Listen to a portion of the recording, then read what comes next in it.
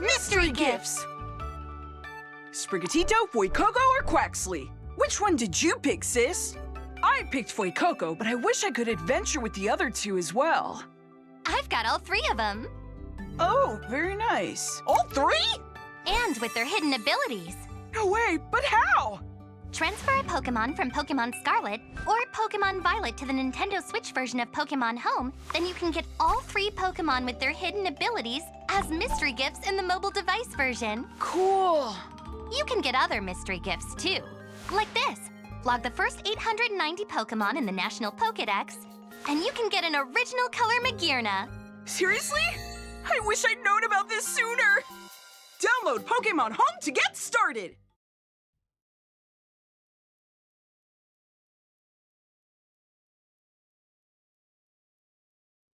Hello everyone and welcome back.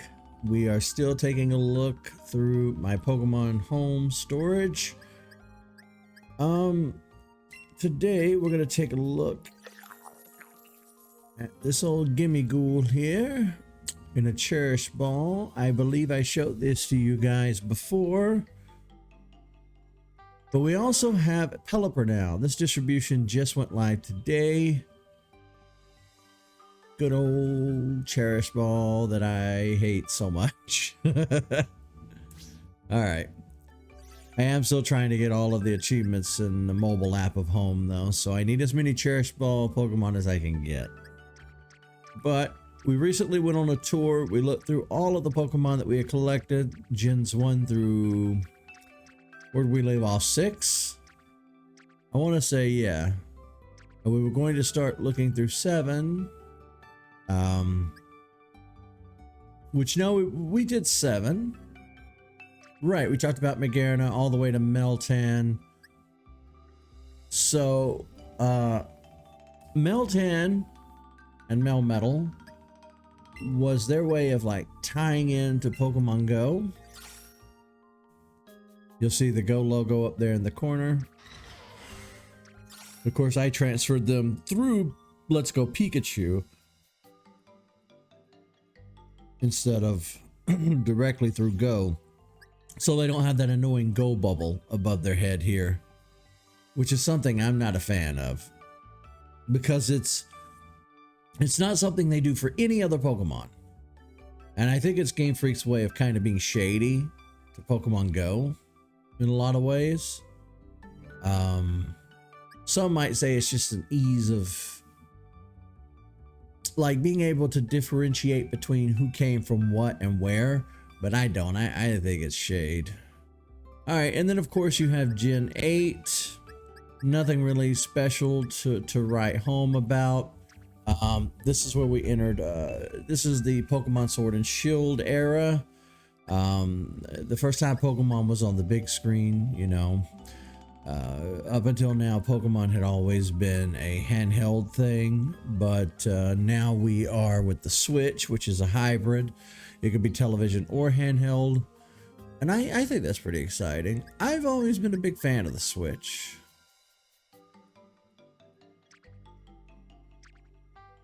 I did make sure to get the authentic Sinistea and Poltegeist. With these Pokemon, you could get like the knockoff teacups, or you could get the authentic teacup versions. I made sure to get the authentic. Not that there's really any difference other than just knowing in your head. I did take the time, exhaustingly I might add, to do all the Alcremie. There are a lot of them. As you can plainly see, Alcremie stretches across 3 boxes. Not 3 entire boxes, but across 3 boxes nevertheless. Wow. So you use different candies and different swirls to get different flavors of Alcremie. I want to say Alcremie outside of Spinda is probably the largest batch of Pokemon that can have differences. You get it, and it just goes on from there. So originally I wasn't going to do this. You know, originally I said, what's the point in having one of every Alcremie? You're never going to use them all in battle. It's just for collecting. It's just for my own edification, but it took the time. So Indidi. Indende? I always call it Indende, but it's Indidi, I want to say. I didn't get 2 Morpeko because that's just silly. Morpeko changes between hanger form and normal form.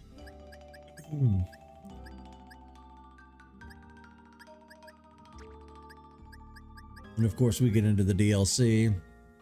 I did put both versions of Urshifu. Because after I played through Sword, I went a long time without having a second Urshifu to fill in the gap. Again, which is just a personal thing, because it's the same Pokemon, same dex number, same dex entry, all that. It's just, I wanted both in the box. So I played through Shield, borrowed that from a friend of mine. Well, I say borrowed.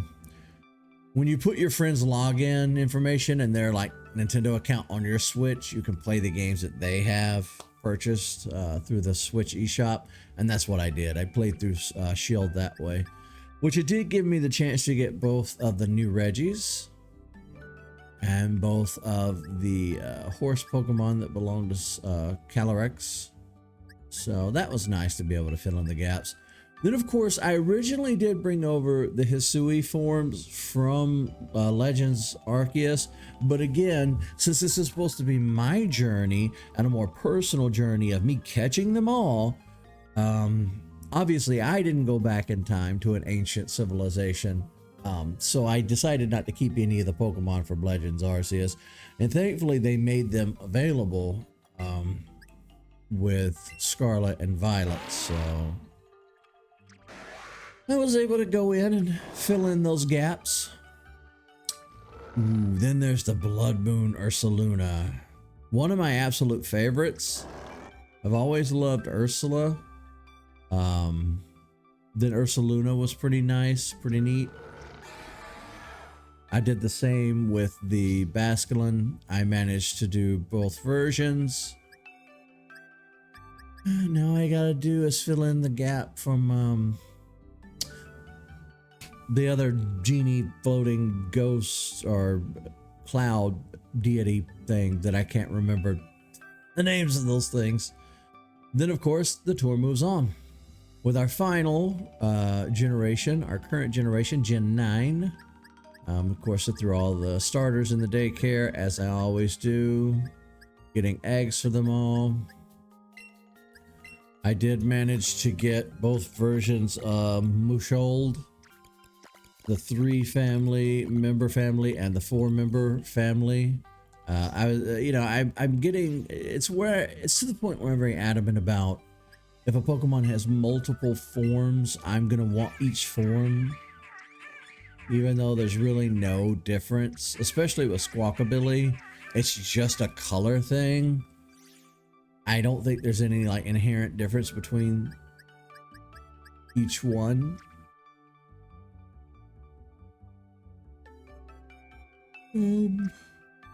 Trying to see if there's anything else that's noteworthy.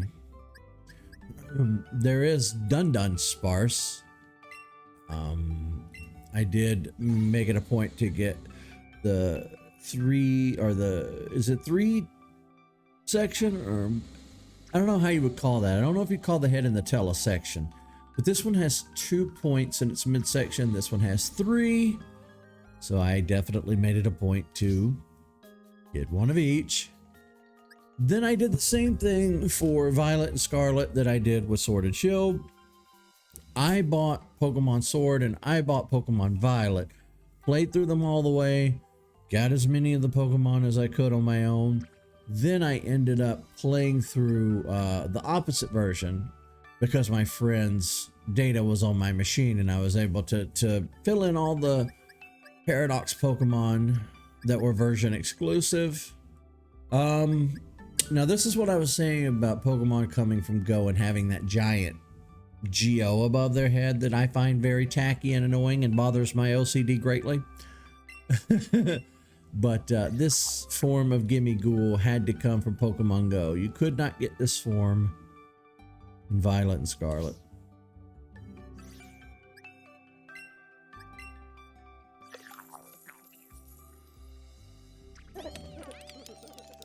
Goldengo. But that pretty much wraps up the current tour for Pokemon Home. They haven't released any other Pokemon. We're kind of just sitting at Perchant being the last one. Our Pecharunt, I guess, is the name of this one. I don't know why I said it weird. Terrapagos. Pecharunt. Yeah, but that's currently all the Pokemon available to me. You know, I have to wait on them to make the rest available. Really hoping that Game Freak goes in and looks to see which Pokemon are missing so that we can fill in our living decks. Now, I will say this. Catching them all has become increasingly easy, especially during the Switch era, because there are just so many Pokemon now. And they dump so many of them into each game now that it's just become bonkers. But we also have, if I can quit yawning for 2 seconds, we also had the shinies. Now, my shiny collection starts with this Noivern that I caught in the Galar region in Pokemon Sword. Back in 2020. I want to say I caught this one on screen, if I'm not mistaken. I think you can find this bad boy in my Pokemon Sword playthrough. I want to say it was during the DLC sections.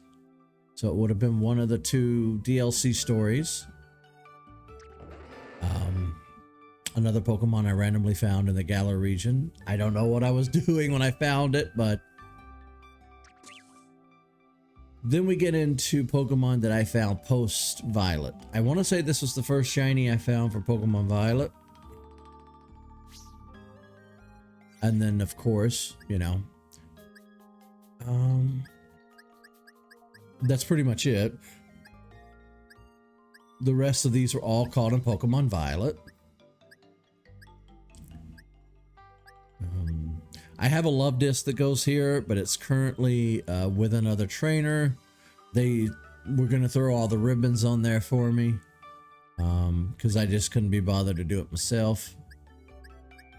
I still want to evolve one of these Stantler into Wydeer. I just haven't gotten around to it yet. I've been putting it off for a while.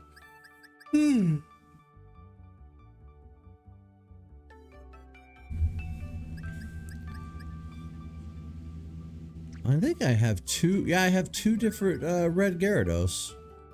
Just noticed that.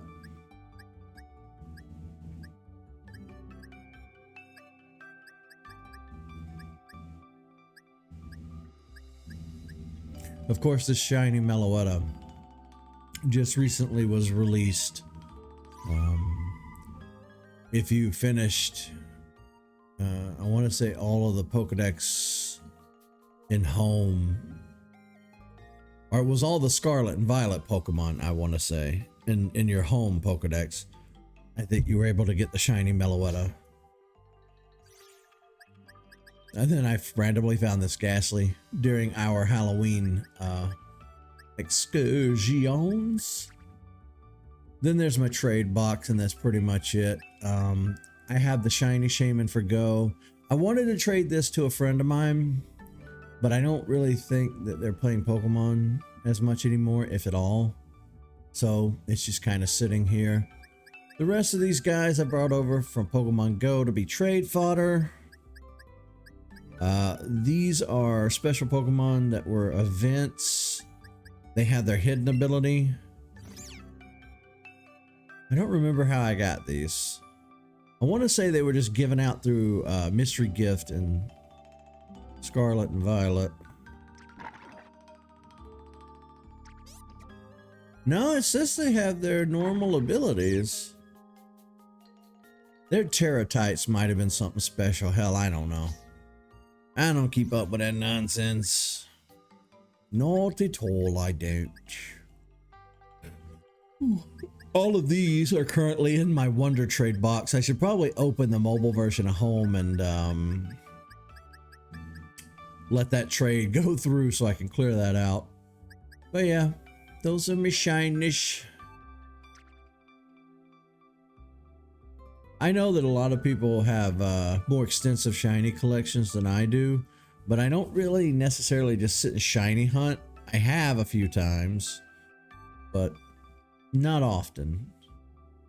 And this is the Ponyta that's been traded to me while Love Disc is away.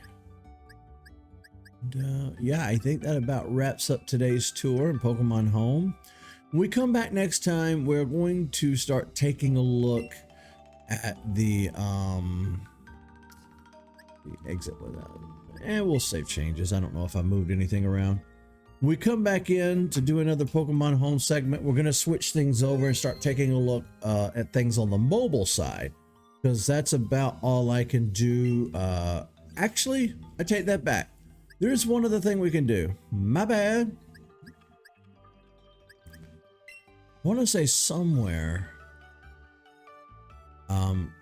Pokemon Home does keep track of, like I said, it has its own Pokedex.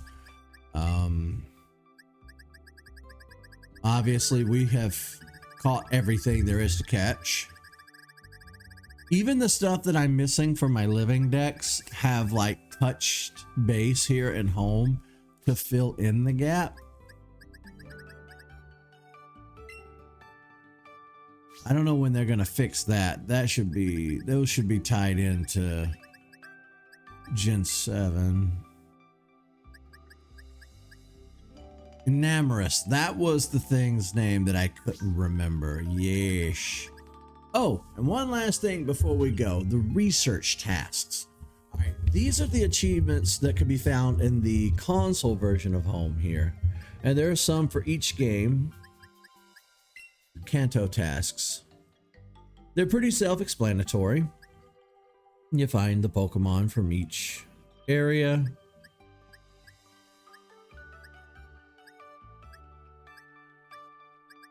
These were pretty fun and pretty easy, because we were starting a living dex with Let's Go Pikachu anyway. Genetic Pokemon.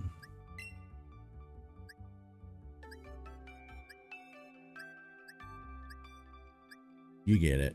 You get that. I'm going to scroll through them all anyway, but you get the gist of this.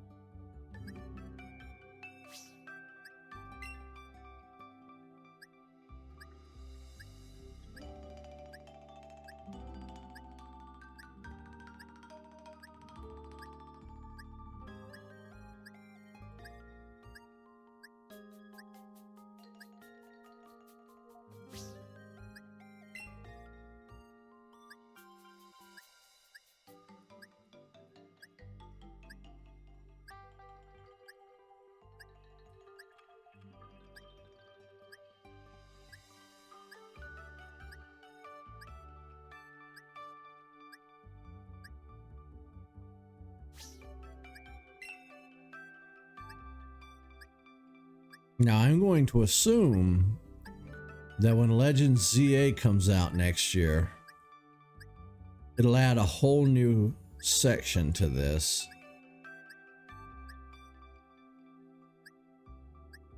Now, these are Chinese Pokemon, more or less. It talks about them being from the Far East. I really would love to see a Pokemon game set in China.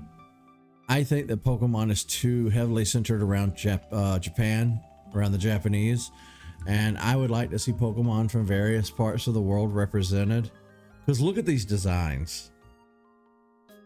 These are gnarly designs.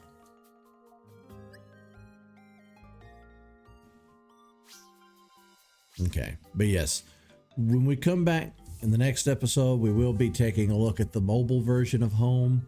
I don't know how many episodes we're going to squeeze out of that, but at least a couple, because there's a lot of stuff to show you guys in the mobile version. But that's going to wrap up things for me here today. I don't know that we will be taking a look at the console version of Home again for quite a while. I'm recording all of these episodes at the end of 2024. I put the date and the title of each one so that you know the day we sat down and took a look. But we will come back in a week or so and take a look at the mobile version. All right. See you, folks.